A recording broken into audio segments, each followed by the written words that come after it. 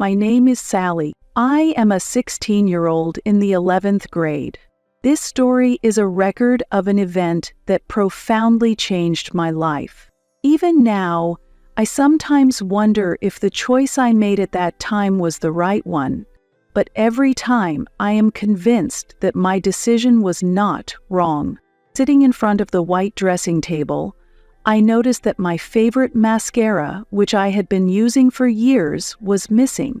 It was one of the gifts my father had chosen for my 16th birthday.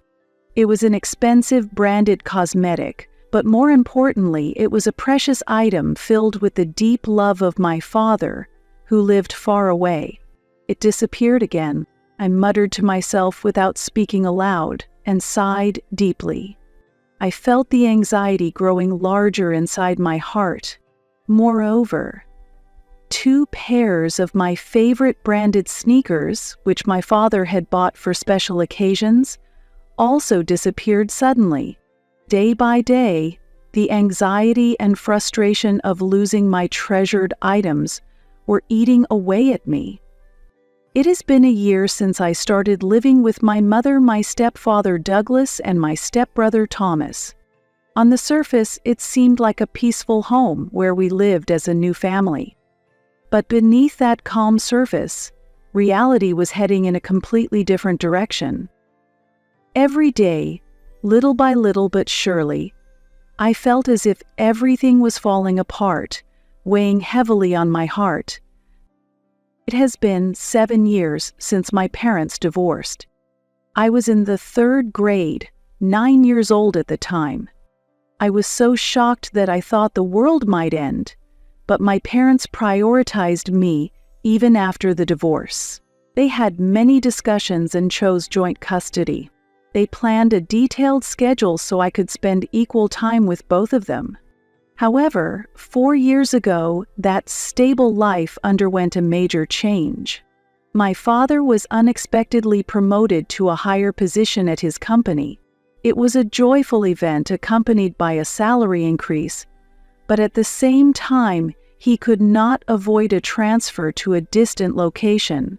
At 12 years old, I struggled with the decision and ultimately chose to live with my mother, as I did not want to leave the familiar friends and school environment. My father accepted my decision with deep understanding and love. In fact, he continued to provide both financial and emotional support so that I could lead a fulfilling life. To make life with my mother more stable, my father readily agreed to pay child support, which was a significant 20% of his income. 3 years ago, my mother had a fateful encounter with Douglas. I later learned it was a chance meeting at a school parent meeting. Douglas had a son, Thomas, who was 1 year older than me. Douglas seemed to be a gentle and thoughtful person, and since Thomas attended the same school as me, I believed everything would work out well. However, that expectation did not last long. Douglas and Thomas moved into our house on a calm spring day. Douglas was tall, always well-dressed in a clean suit, and never without a gentle smile. Thomas was the same height as me, an active boy who excelled in sports. At first, I had high hopes for life with this new family. But those hopes melted away like spring snow in no time. The changes began at the dinner table. Previously, my mother and I would talk cheerfully about what happened at school or our dreams for the future during meals. Now, those conversations were gradually replaced by Douglas and Thomas's discussions. My mother listened to them attentively, nodding along, making me feel as if I were invisible. "Sally, why don't you say something?" Occasionally, my mother would encourage me to speak. But soon enough, Douglas or Thomas would bring up a new topic, leaving my words hanging in the air. Even weekend family outings started to be planned without me, going to the movies or shopping at the mall. These plans were made without my knowledge, as if it were the most natural thing in the world. "Oh, I forgot to tell you, Sally. I'm so sorry." Even when she apologized later, it sounded like empty words to me. In my heart, loneliness and anger slowly began to pile up. What hurt more was the change in my mother. The mother I used to know would always be there for me, understanding my feelings. But now, she seemed like a completely different person, siding with Douglas and Thomas and pushing me to the background. "Mom, please listen to me." Even when I pleaded with her, her response was always the same. "You have your father, don't you? Thomas has no one else." Those words seeped into my heart like poison. It's true that I have my father, but that doesn't justify my mother neglecting me. Thomas had a girlfriend his age, Nora. He often invited her to our house, and she grew close to Douglas and my mother. Amidst all this, my belongings started to disappear. At first I thought it was just my imagination, but as more things went missing, I became certain it wasn't a coincidence. It felt like only expensive cosmetics or gifts from my father were being targeted. The first thing I noticed missing was the luxurious hand cream my father had given me for my birthday. Since I used it every night before bed, I realized it was gone right away. Initially, I thought it might have been due to my own carelessness, so I searched my entire room. It must be somewhere. I told myself this as I searched deep into my closet. But I couldn't find it. After that, my favorite lip gloss, a new eyeshadow palette, and even the special mascara my father had chosen for me vanished, as if they had disappeared into thin air. When I talked to my mother about it, she initially suspected the housekeeper. She was a part-time worker who came twice a week. Although she had been a trusted person for years, my mother took my claim seriously and eventually decided to terminate her contract. "I'm sorry, but my daughter's important belongings have been disappearing." When my mother told her this, the housekeeper nodded sadly. She had worked for us for over 20 years. I felt a lingering sense of guilt in my heart. However, even after the housekeeper stopped coming, the items continued to disappear. This time, even shoes became a target. In particular, the expensive sneakers my father had bought for me started vanishing one by one. One day, while I was casually scrolling through social media, I came across a post by Thomas's girlfriend, Nora. In the photo, she was wearing a pair of shoes I immediately recognized. They were unmistakably my treasured sneakers. I felt my heartbeat quicken. But there was no concrete proof that they were mine. It was possible that she had simply bought the same pair of sneakers. Still, my heart felt clouded with unease. Then one day, I heard the sound of the front door opening and instinctively called out, "Thomas, welcome home." But the person who walked into the living room was his girlfriend, Nora. "Nora, why are you here? The front door should have been locked." I was so shocked that I raised my voice without thinking. Hearing my voice, my mother rushed out of her room. "What's wrong, Sally?" "Mom." Nora unlocked the front door and came in. "Oh, the other day, Thomas asked if he could give Nora a spare key." Well, I didn't think it would be a problem. While I stood there confused, Nora cheerfully said, "Hello, Mom. Sally. I'm sorry if I startled you." "It's fine." I hadn't told Sally yet, so it's no wonder she's surprised. My heart was filled with distrust. Why does someone who's not family need a spare key? I have a right to privacy too. This is unacceptable. I shouted without thinking, and both my mother and Nora exchanged bewildered looks. "Sally, don't say such things.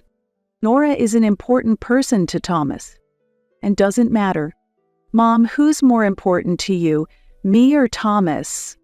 I can't stand this house anymore." Tears welled up in my eyes. But the words I had hoped to hear from my mother never came. "Sally, how could you say such a thing? Thomas and Nora are important family members too. If you can't understand that, you should leave this house." With that, my mother brought out the key to the second house and handed it to me. Take some time to cool off." Devastated by her words, I snatched the key roughly. I went to my room, packed only the essentials, and left the house, holding back my tears. And so began my life at the second house. The second house wasn't far from home, but it was an old house with poor maintenance, making it quite inconvenient. However, since I no longer had a place in my own home, I had no choice but to adapt to this new life. After getting somewhat accustomed to life at the second house, I came across Nora's social media post and thought to myself, I can't let this continue. I need to make things clear. That morning, I made an important decision. I immediately contacted my father. He listened to me earnestly and took action right away. My conversation with him turned out to be more constructive than I had expected. "Sally, your safety is the top priority, but to solve this problem we need solid evidence." My father calmly analyzed the situation and gave me advice.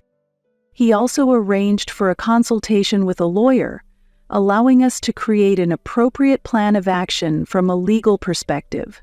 The following weekend, a small security camera my father sent arrived. It was a state-of-the-art wireless camera that allowed real-time monitoring through a smartphone. I carefully devised a plan. Pretending to bring some belongings back, I returned to my family home and secretly installed the cameras. I checked the camera placement, angles, and locations multiple times to ensure they would capture sufficient evidence.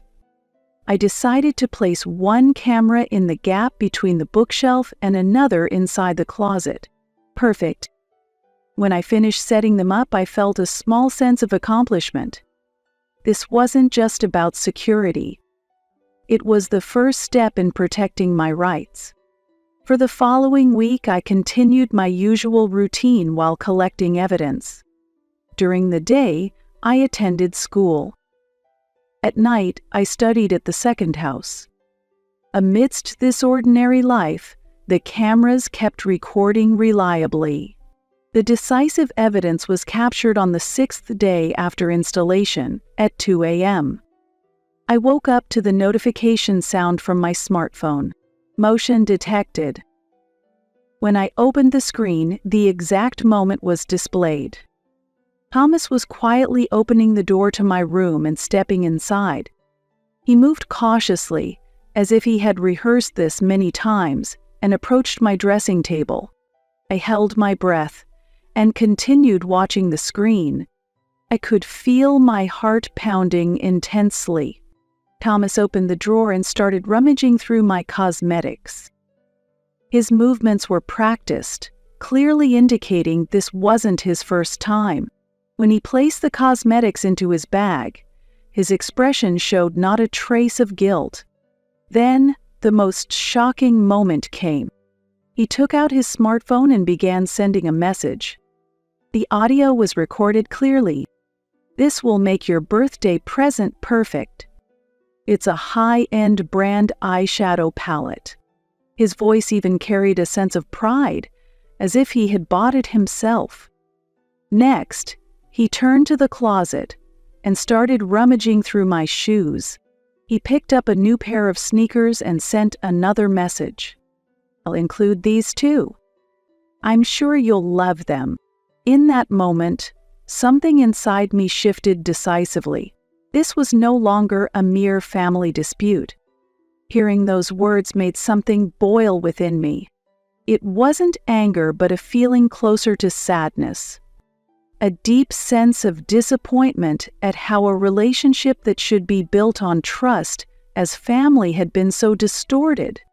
This was a clear act of crime, and it required immediate action. I saved the video and contacted my father right away. Despite the late hour, my father answered the phone immediately. "The evidence is solid." His voice was calm. With the evidence in hand, I consulted with my father to plan our next steps. I wanted to aim for a fundamental resolution, not mere retaliation. We'll consult the lawyer first thing tomorrow. Until then, act as usual. It's crucial not to arouse suspicion. My father took swift action. After consulting with the lawyer, he also discussed the situation with the police, ensuring they were prepared to intervene if necessary. Then, one Saturday afternoon, a meeting was arranged with my father, mother, Douglas, Thomas, and the school's advisory teacher. The atmosphere in the counseling room was heavy. When my mother, Douglas, and Thomas arrived, the tension in the room grew even stronger. My mother wore a confused expression. Douglas crossed his arms in silence. Thomas stared at the floor, avoiding eye contact with anyone. Today, we need to discuss an important matter, the advisor began quietly. His voice was calm and steady, befitting an experienced teacher. Sally has made a serious complaint. At those words, my mother leaned forward. What do you mean? She has accused Thomas of taking her personal belongings. That's... Sally, how could you say such a thing? Exactly. How dare you accuse him without proof? Thomas would never do something like that. Both my mother and Douglas protested, their faces turning red with anger. Seeing this, I suddenly signaled my father with my eyes. He nodded and opened my laptop. The footage from the security camera began to play. It showed Thomas sneaking into my room late at night. He rummaged through my cosmetics and packed them into his bag. The audio of his phone conversation followed. Everything was recorded in vivid detail. As the video played, I could feel the air in the room freeze. Thomas's face turned pale. Douglas's eyes widened in shock. My mother covered her mouth with her hands, her expression one of disbelief. When the video ended, there was a moment of silence. It was Thomas who broke it. This is not true. It's a misunderstanding. He began denying it in a trembling voice, but his agitation was evident. I bought them with my own allowance. The same one Sally has. Douglas stepped forward to defend his son. That's right. There's no way my son is a thief. And isn't this kind of surveillance illegal? The lawyer responded calmly. The installation of this security camera is a legitimate self-defense measure to protect private property. In fact, breaking and entering in the middle of the night along with theft are far more serious illegal acts. Douglas's expression twisted. Then maybe Sally showing off her expensive things tempted him. Lavish gifts from her father. What else do you expect when she flaunts them like that? Hearing those words, I almost shouted out. Blaming the victim while ignoring the crime was infuriating. However, my father placed a hand on my shoulder, encouraging me to remain calm. Mr. Douglas? My father, began Nather in a quiet but firm tone. Do you think justifying your child's actions is appropriate as a parent? The room grew even heavier with those words. Douglas was at a loss for words, his mouth hanging open in shock. Faced with undeniable evidence, Thomas had no choice but to concede. An agreement was reached to return the stolen items and pay a settlement. Considering Douglas's own standing, it was clear they wanted to avoid involving the police. A significant settlement amount was agreed upon. According to Thomas, the stolen items had been used for leisure money or given to his girlfriend. Then my mother spoke. Sally, did you really have to go this far? Her voice was trembling. Thomas is still just a child. We're family. Can't you be a little more forgiving? At that moment, something inside me broke irrevocably. It felt as though the last bit of hope I held on to had shattered completely. Family? My voice sounded colder than I had expected. Mom, aren't I your daughter? Why do you only protect Thomas? My mother faltered, unable to respond, and looked away. Then my father spoke, his tone calm but resolute. "There is another issue we need to address." He pulled out his smartphone. "I'd like an explanation regarding the use of the child support I've been providing." I saw the color drain from my mother's face. My father began presenting evidence, screenshots of my mother's social media posts, and records of extravagant purchases. Proof that the child support meant for me had been spent on my mother's luxuries and on Douglas and Thomas. I've been paying 20% of my income as child support. This was meant for Sally's education and living expenses. But looking at how it's actually been used, my mother, pale and shaken, collapsed into a chair. Douglas looked confused, his gaze darting between my mother and my father. That's... My mother finally managed to speak, her voice strained. "It was necessary for our new family, too. I wanted Thomas to have a good environment as well." "You were using my child support for your new family?" My voice trembled. "Mom, was I just a source of income to you?" The advisor cleared his throat, trying to steer the conversation back on track. "Now then, regarding the resolution for this matter, I've already made my decision."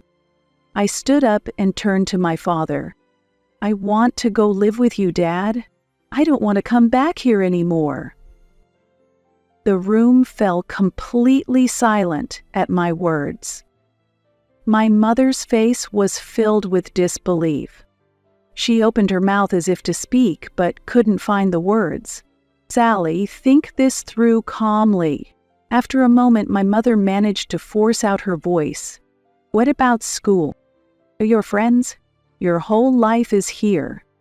It was true, as she said. But that was no longer enough to hold me back. "I'll be fine," I replied quietly but firmly. "I've thought everything through." My father placed a hand on my shoulder and nodded gently. His presence gave me immense courage. "Now, let's discuss the specific procedures," the lawyer said as he pulled out some documents. "Sally is 16, so she has the right to designate her residence. With court approval." The discussions that followed felt like I was walking through a fog. Custody changes, termination of child support, transfer procedures for school. One by one, the concrete steps were decided. My mother vehemently resisted the decision, but I realized it was because she feared losing the child support payments. In the end, through discussions mediated by the lawyer, custody was transferred to my father. On the way home, I cried in my father's car. They weren't tears of sadness, but tears of relief from the burden I had been carrying. My father said nothing as he drove the car toward his home. "I need to go back for my belongings." "It's okay. You can pick up what you need later. For now, resting is the most important thing." That night, lying in the guest room at my father's house, I felt a sense of relief for the first time in a long while. The room was simple but clean and calming. The day came to retrieve the rest of my belongings from my mother's house. My father offered to come with me, but I chose to go alone. As I was packing, my mother spoke to me. "Have you really decided? Are you truly not coming back?" "Yes, I've decided. This is my choice. The past is the past, and I'm ready to move forward with my life." My mother seemed like she wanted to say something, but remained silent in the end. I finished packing my last bag and headed to the front door. "Sally," she called out to me. With my hand on the doorknob, I paused for a moment. "Thank you, but I'm not coming back." "Goodbye, Mom." At my new school, I quickly made friends. Sometimes I think about my mother, but it's no longer with the same painful emotions as before. Instead, it's a quiet acceptance, accompanied by the certainty that I made the right choice. My father is still busy with work, but we spend more time together now. On weekends, we go to the movies or go shopping together. It feels like real parent-child time. The termination of child support had a significant impact on my mother and Douglas's life. Since the support from my father accounted for a large portion of her income, its loss hit their household finances hard. Douglas's salary alone wasn't enough to maintain their previous standard of living. They could no longer afford the mortgage on their house in the upscale neighborhood and had to move to a more affordable apartment complex. They also struggled to cover Thomas's private high school tuition, leading them to consider transferring him to a public school. However, I heard that even at his new school, after his actions came to light, he began to be distanced by his friends. My mother had to start working again, but after years as a housewife, the gap in her employment history made it difficult for her to find the job she wanted. She began juggling multiple part-time jobs. Occasionally, I receive messages from my mother, crying about wanting to return to her old life. But there is no going back to those days. The decision I made at 16 brought significant changes. But they were necessary changes. The courage to protect my rights and pursue happiness. I learned that this is a right everyone deserves to have. Most importantly, I realized that family is not solely defined by blood relations. Through this experience, I deeply understood that true family is about relationships where people understand and support one another,